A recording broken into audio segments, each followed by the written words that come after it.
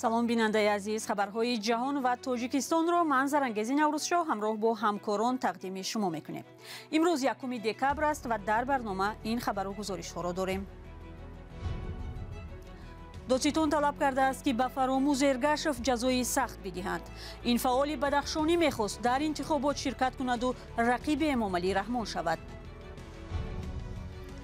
баҳси таксиҳои наву кӯҳна дар Душанбе дубора рӯ зад.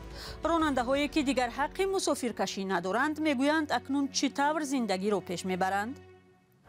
Аста бисёр таксиёро гирифтам номерушунам. Хелиш бо бечораҳо ай банк қарздор буд.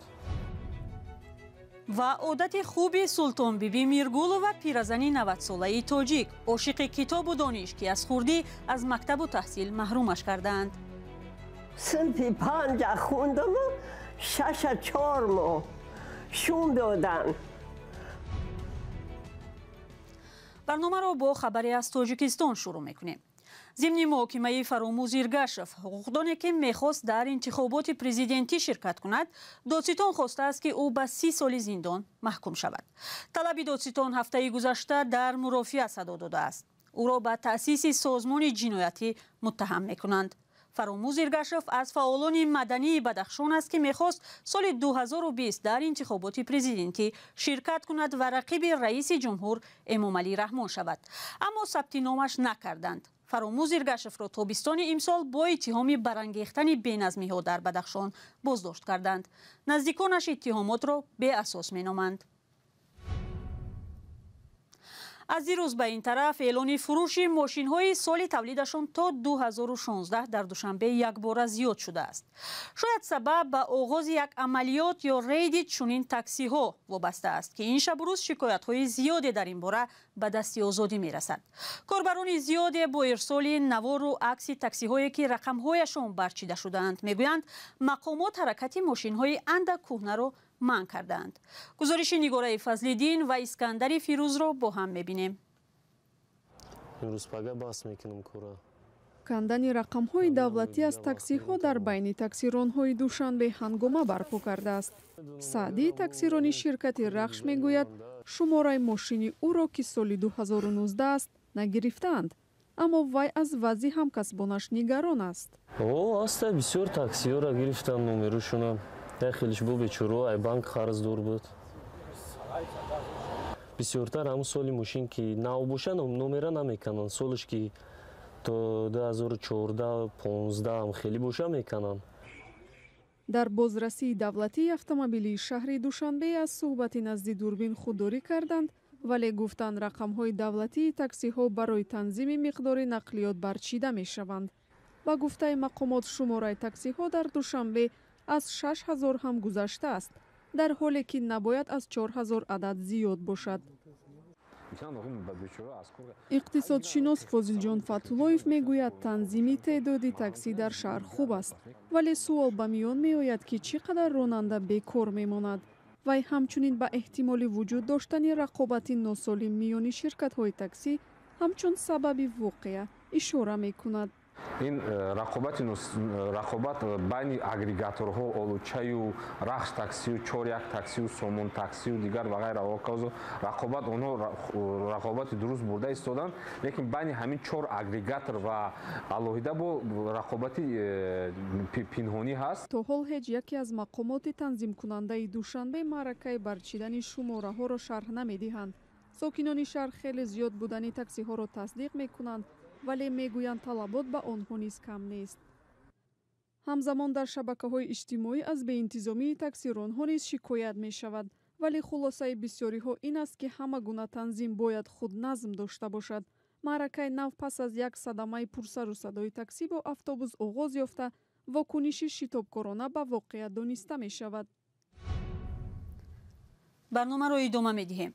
аввали ҳамин ҳафта дар як ҳамоише дар Душанбе гурӯҳе аз тоҷирону мутахассисон ҷамъ омаданд ва гуфтанд ки чӣ кор бояд кард то занони тоҷик дар тиҷорат муваффақ шаванд. занон ки нисфе аз аҳолии Тоҷикистонро ташкил медиҳанд, ҳангоми соҳибкорӣ ба мушкилоти зиёде рӯбарӯ мешаванд ва роҳашон дар ин самт соддаву ҳамвор нест. гузориши Сарвинози Рӯҳулло ва Шаҳлои Абдулло дар ин бора аст.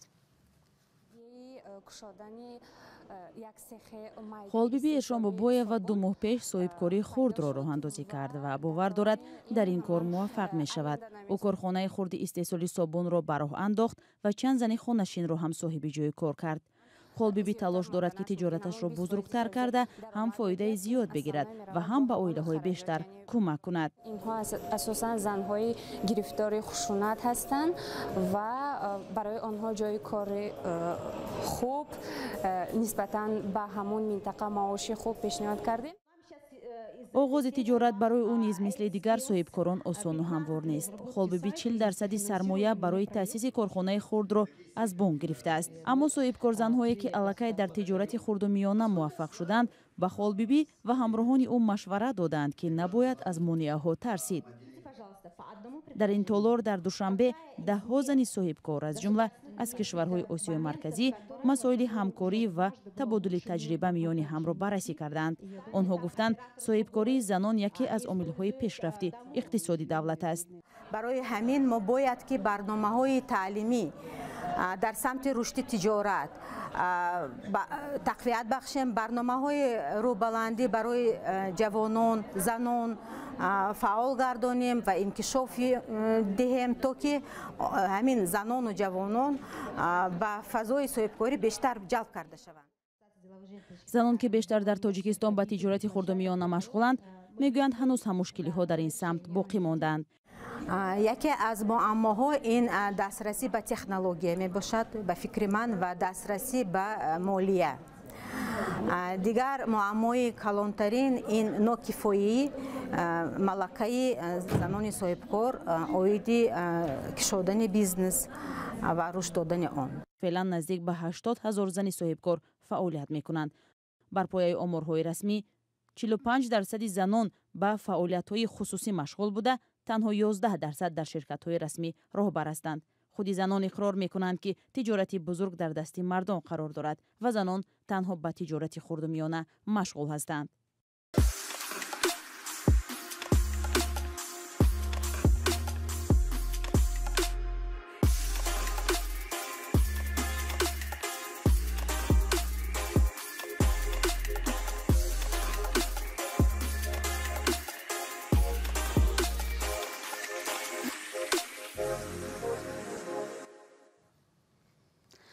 якуми декабр рӯзи ҷаҳонии мубориза бо вируси норасоии масунияти бадан ё ВИЧ аст.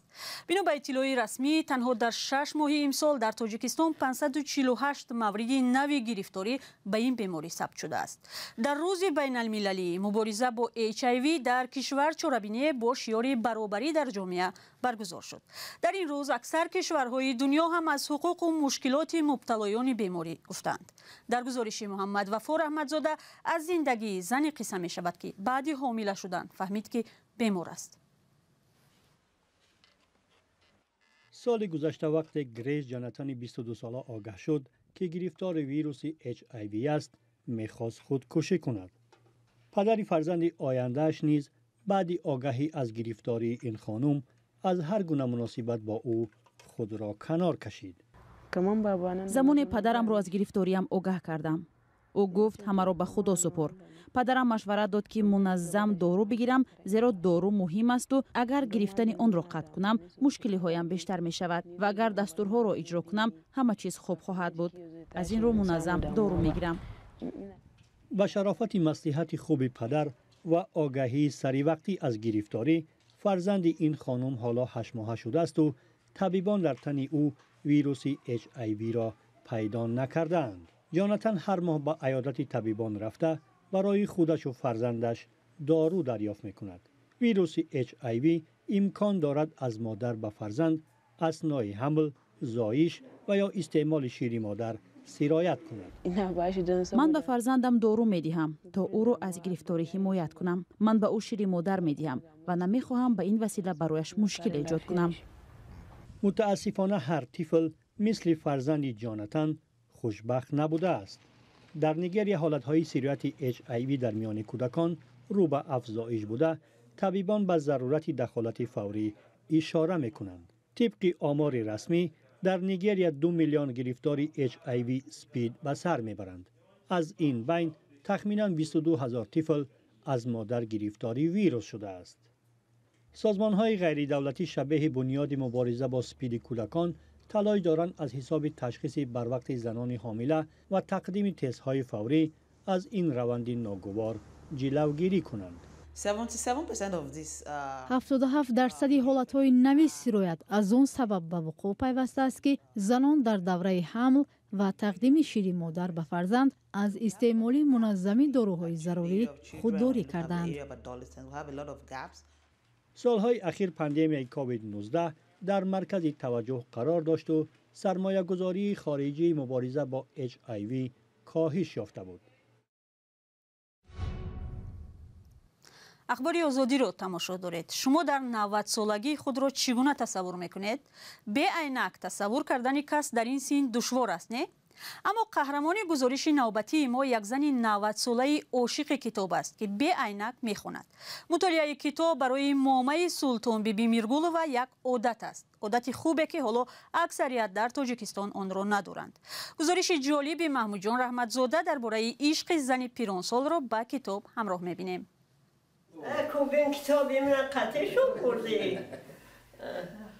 مامه سلطان بیبی میرگولووای 90 ساله کتابخوانی را بسیار دوست دارد. به عینک میخواند. کتاب را از خود دور نمیکند. کدام کتابی را دوست دارد آن را به تکرار میخواند. حالا دلبسته کتاب پیری فلک سرایان جمعخانی سیدعلی شده است. آدینه حوشیمتینه. این هر وقت شما اومد داشت پیدا یادم خیلی. مامه سلطان بیبی در درباز تولد شده است. در خردی حکومت شوروی خانواده‌اش را به ناحیه مسکو همدانی امروزه کش داده است. حالا همراه فرزند چهارمش در دهه فیض‌آباد زندگی میکند. میگوید تا صنف چهارخان و اعلی خان بود. پدر سلطان بیبی را در 12 سالگی به شوهر داده است. با همین از تحصیل خواندن باز مانده است. صنف 5 خوندم و 4 ماه شوم دادن. پیش قدمی بگم که طلبای مکتب من بدم. بعد ازدواج به کاری صحرا مشغول شده است. روزنامه و کتاب‌ها را با خود به صحرا می برده است. شاهنامه فردوسی را با نظم و نثرش خوانده است. کتاب تاریخی درواز را 1 سال پیش به آخر رسانده است. رباعی‌های بسیار می‌داند و شعر هم می‌گوید. دوست محبت زبوری داری، تو طاقتی همچیستنی دوری داری، دلگیر هستم برفته دیر اومدن ایداغ جداگی ایزلولی داری. اکنون بس هم ای مسکوه که ماما یک شعر بگو امی باید گفتم ادرم جونی مامان بمبرمه. شوهر مامه سلطان بیبی سال 1980 وفات کرده است. 10 فرزند به دنیا آورده است و 3 تای آنها درگذشته‌اند. 7 فرزند دیگرش دانشمند و کارگرند. کتابخوانی در خانه مامه سلطان بیبی به یک رسم تبدیل یافته است. پسرش میگوید که عادتی خوب به کلین‌ها هم سرایت کرده است. کتابخوانی همین مادرم بود که در خاندان همین یک عنعنه‌اش مادر. روز اویلم کتاب میخونه، فرزندام کتاب میخونن، کلین ها هم خیلی علکه شروع کردن میخونن. کارمندان جماعت هم میگویند که هفته نیست که از کتابخانه به او کتاب نبرند. هم صنف فرزندی او کس و از خوردی یک جا فرزندش قد که خونش میرفتیم میدیدیم که این مادر مشکل با کتاب و کتابخانه مایل شوقت رغبت زیاد دارد. خودش میگوید مثل 5 سال پیش اگر قوه و توان میداشت در آزمون شعرخوانی فروغ صبحیدانایی شرکت میکرد. میگوید عادت کتابخوانی را هیچگاه ترک نخواهد کرد. عادتی خوبه که بسیاری ها در تاجیکستان فراموش کرده اند. با امید آنکه همه ما هم به این سیم برسیم برنامه را به پایان میبریم. سپاس از شما بیننده عزیز که همیشه برنامه های ما را پیگیری میکنید.